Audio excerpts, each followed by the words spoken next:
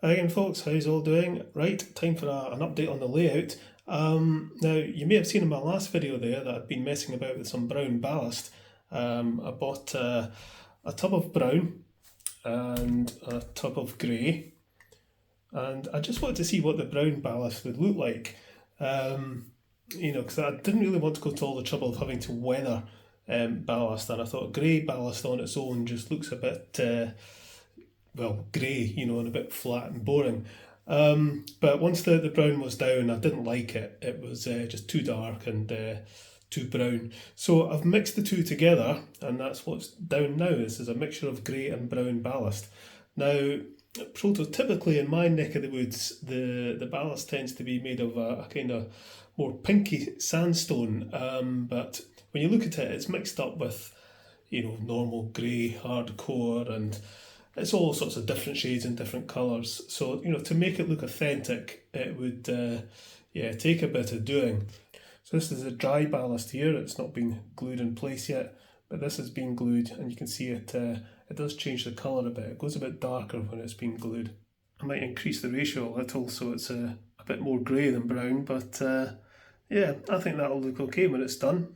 The other thing I was testing was whether it's better to do the ballast first or greenery first. I don't think it really matters, to be honest. Either way, you end up with a line between the two that you have to tidy up one way or the other. So I think I'll just do the ballasting first. It's probably going to be easier that way. This is just matte brown emulsion paint. I just put on as a test. Everything will get painted with that. Once all this is plastered up, I'm going to have to do some plastering over the hills here. That's might get done today actually. I think that's going to be the next job. I'm going to plaster all the way along this polystyrene here. So once that's plastered up and dried, it'll get painted with the brown emulsion. It just gives a good colour basis for adding on all the greenery. This little workshop I built from a laser cut kit I bought from Scale Model Scenery. Nice little kit actually, I think. That'll look quite good once it's modelled in. I'll leave a link in the description to their website. They've got some nice kits. I might get a couple more. Instructions leave a bit to be desired, but that's kind of the norm. I picked up this little station building on eBay. It's a ready built model, which was a bit roughly painted in places, but I've done some tidying up on it. But I just like the look of it. It's kind of what I was after, just a small little country station building that just fits in that footprint fine, and wasn't expensive, and I didn't have to build it, so bonus. But yeah, I like the style of it. I think once I get the station fencing in and everything, it'll look quite nice. I started building the roadway behind the station, just using card and then painting it.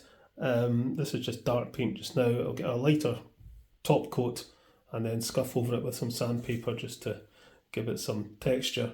But the road will go right along. There'll be car parking in here, and it'll go up and over a bridge onto the hillside that I'm going to build in here eventually. Now, I've had a bit of a disaster with this platform. I've had to resurface it. A few people suggested using a matte varnish to seal it, to protect it from water spray and stuff. So I got some matte varnish and sprayed it, and it all peeled off.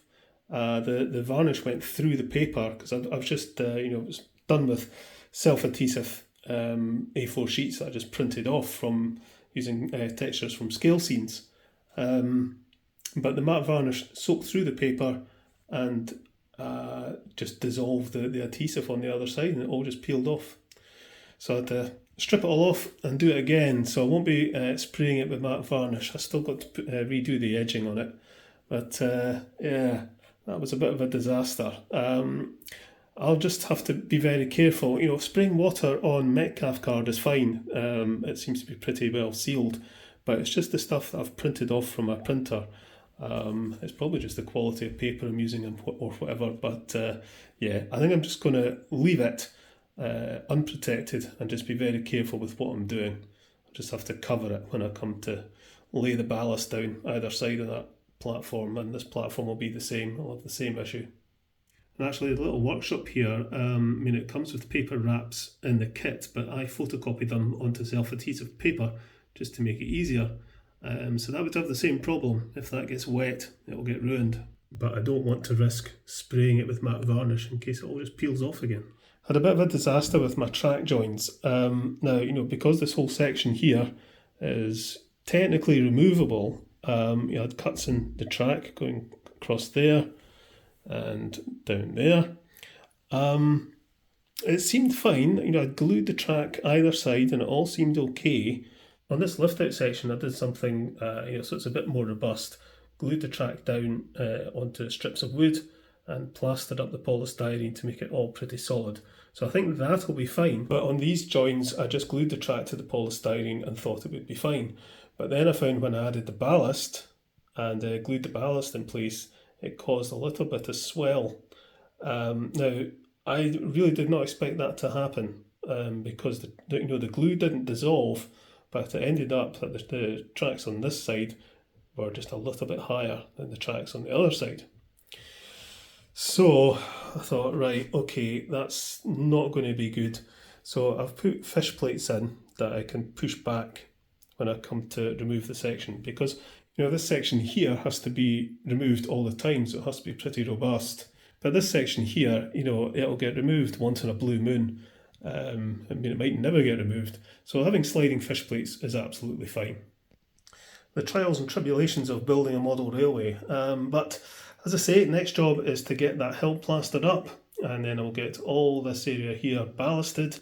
This section here you can see I've cut away and lowered it down. Plan to have a couple of houses in here, maybe something else, and a road leading into them.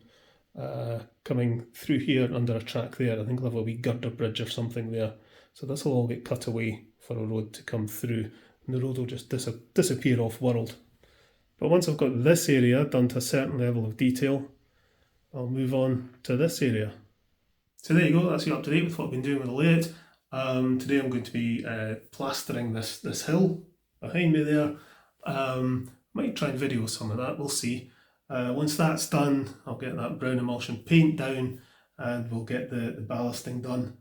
And I'll certainly video doing the ballasting, because I think some of you would be quite interested to see how that's done. I don't do anything fancy, I just basically brush it on, spray it with water and splash glue in it. I got a really nice donation from Jason the other day. He's the guy who sent me the EWS Class 66 and all the hopper wagons. He sent me this box of stuff, which, well, there's all sorts of things in there, so I'll maybe do a video on that at some point. So thanks very, very much to Jason for that. Very kind of him. And a lot of the stuff in there will certainly come in useful. I'm probably going to be taking a break from doing repairs for a wee while. I just want to get on with the layout. I just need to spend time doing that. I just don't have the time to fix other people's locomotives at the moment. But I will do very soon. I think a couple of people are sending me locomotives to repair without making videos. I can still do that, because doing a repair, doesn't take long to do. It's making the video that takes the time. That's, it can really stretch doing a repair out to a couple of days sometimes, just doing the video. Whereas if I was just to sit and fix it, it wouldn't take that long. I need to pause doing those for a bit so I can get on with stuff. But that's you, okay. Catch you later, folks.